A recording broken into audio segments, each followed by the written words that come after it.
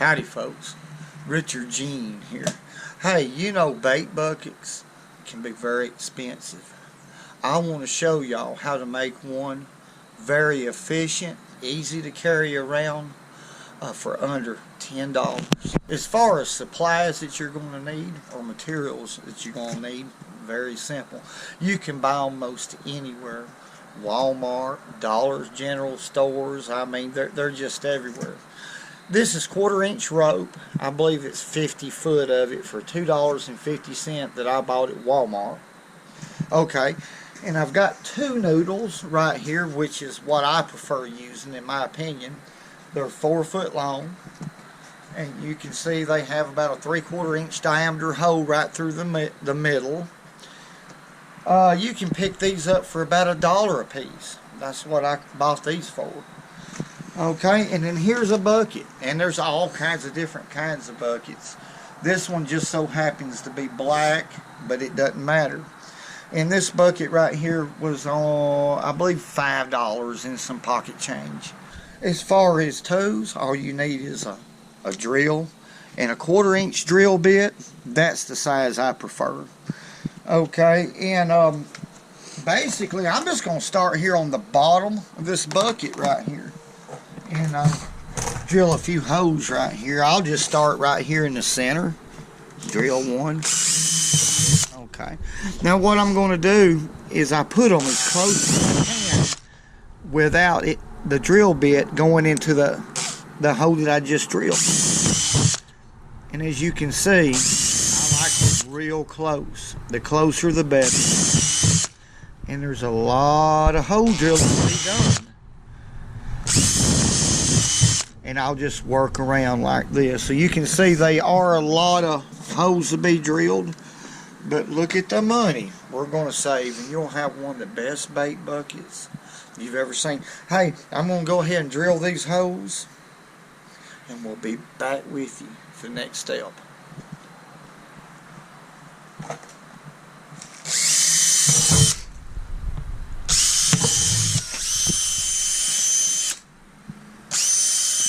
I don't need, that's about all the holes I need right there. I might put a couple, 2 or 3 more right down through here. I'm going to save this for strength. I don't want to weaken the bottom of it. That's enough hose right there. That's plenty of hose. Okay, we got to that point. You can now I'll tell y'all. Oops, I dropped it, folks.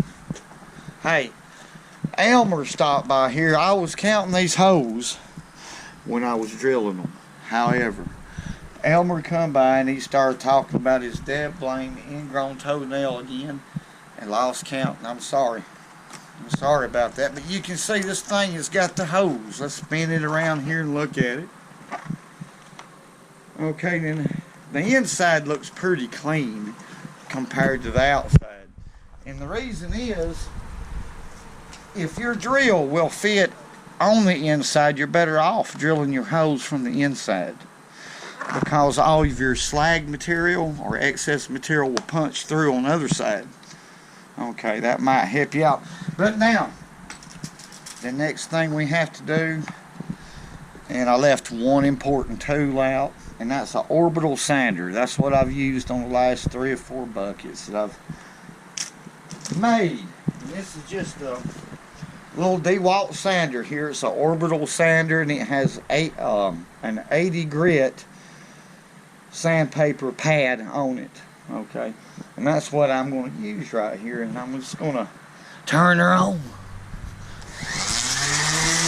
I'm going to do her, boy. Woo! Watch this right here. Golly, bum. Don't you look right here, Elmer. Okay, now I'm going to go ahead and sand this, and I'm going to get it just as clean as I can, inside and out. You don't have to get it perfect, but try to get most of it off, 90% if you can. Then we'll go to the next stage.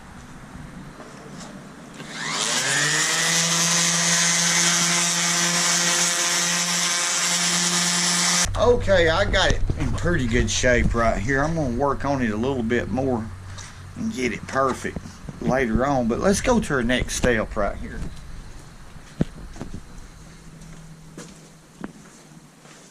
Okay, this noodle right here, folks, is 4 foot long. And here's some 1/4 inch rope. Now you can use whatever size you want to, but that's what I like to use. And I've got some tie wire here that I've had in my truck. It's for tying rebar and things of that nature, and footers. Those of you who's in the construction industry, you know all about that. Okay, what I'm going to do is tie a loop into this tie wire. Now you can use clothes hangers and link them together, or whatever you have around the house. It'll be fine, but let's tie us a loop like this. I'm just going to put a couple twists in this tie wire real quick. The rope is too limber. I tried to get it through the noodle, and it's not going to work, so that's why I'm doing this. It's not a stiff rope at all. Okay, here's the noodle. I'm just going to run the wire through the noodle like this. Okay. I'm going to take the rope, stick it through my loop like that. And then I'm going to cinch down on that loop just like that.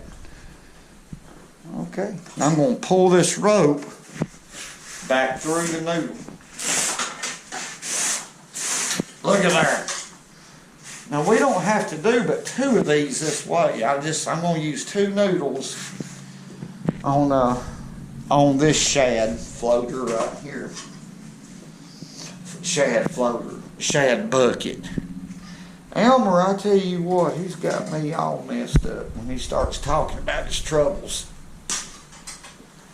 Now, ingrown toenail is not catastrophe. Let me get that off. Okay. Now what I'm going to do is go around our bucket. You can see that it already has a lip on it, and that's a lifesaver. See that lip it has. Okay. We're going to go around with our noodle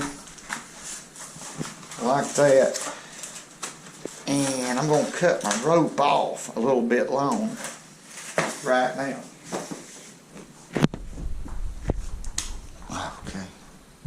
This is the knot that I use. Here's the tagging of the rope, and I formed me a loop right here with these 2 or 3 fingers. Use 2 or 3 fingers, whatever you want to do, and then go around about 3 times. Twice is good enough. Let's just go twice. Take the tag in and go through those 2 loops. Cinch it just like that. Okay, doing it by yourself, I'm going to use, there's 2 of these handles on this bucket, so I'm going to use it as a center line right here. I'm going to go up under the lip, center this in the noodle, and bring it around just like this. Okay. Run your rope through this loop and pull this noodle tight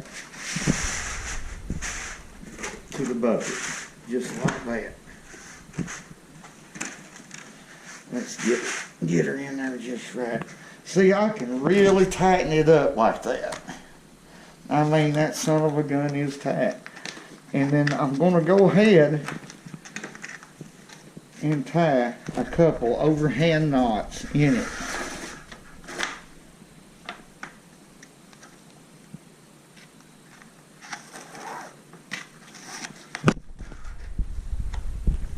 There's 1. And there's 2. And that's all there are to it. What I'm going to do is repeat the same thing again. See how the noodle does not go all the way around this bucket. This is a big bucket, a lot bigger than the other 2 that I have. So what I'm going to do is I've got another noodle prepared the same way I done the first one. I'm gonna lay the bucket down. I'm reversing sides, and I'm gonna go directly up under. See if you can see that right there. I'm gonna go up under the other noodle, okay, and then stagger the joint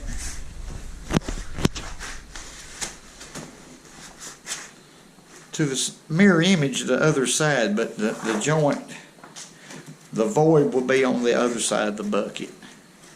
These noodles, folks, will slide down the bucket.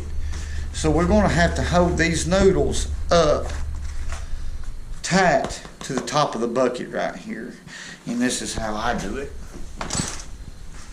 I just take, shoot, we'll start right here. Right there where that joint is, where the two come together. We'll flip it right in this area here. We'll just put one right here. Until it's a hole. I'm gonna water it out a little bit right here because I'm gonna use the same rope that we use for the noodles. And just run that rope,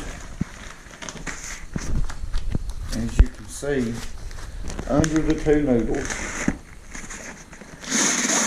like that. And just simply pull the noodle up tight to the rim and tie your knot.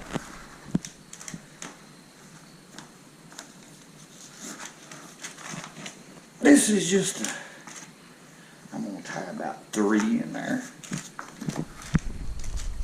Okay, and then what I'm going to do is go all the way around. I'm going to go 2 or 3 times, probably 4 times in the same way.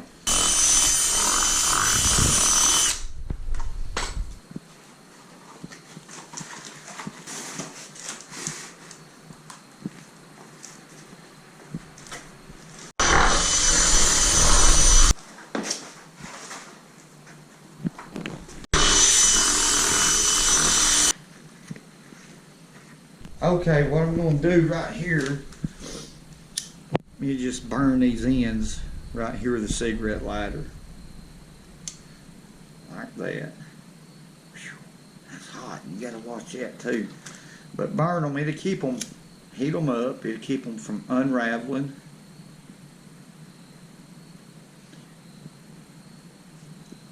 Okay, you got to time it just right. If you don't, it'll hurt. Hammer. There you go. And do them all that way. Well, here it is, shad bucket. Now this is a little bit bigger bucket than I'm used to using.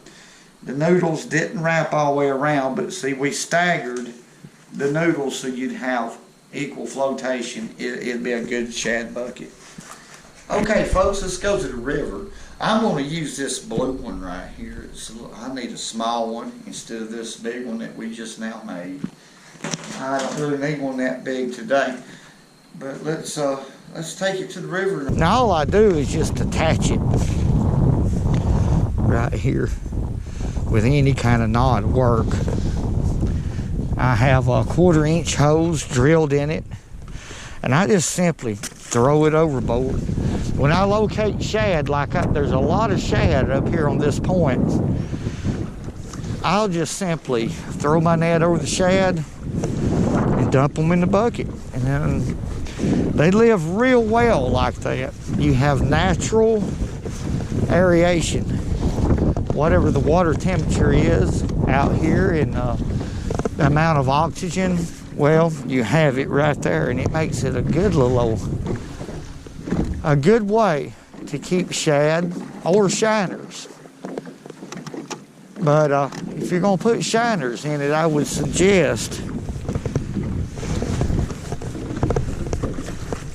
to make you a top and put on it. I think they're about right in there. Simply just dump them in there. See how I've got that net in? I just shake them off in there like that. Okay. And that's it. I'm ready to fish. And if I don't like this area right here, I'll just dump them out. Go to the next area, find me some shad, which is pretty easy to do in the fall here in North Alabama.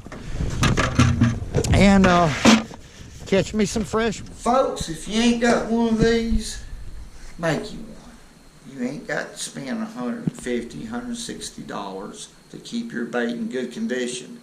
In fact, I believe that natural water temperature, the natural oxygen that's in the water keeps your shad in a lot better shape by using one of these. That's just an opinion.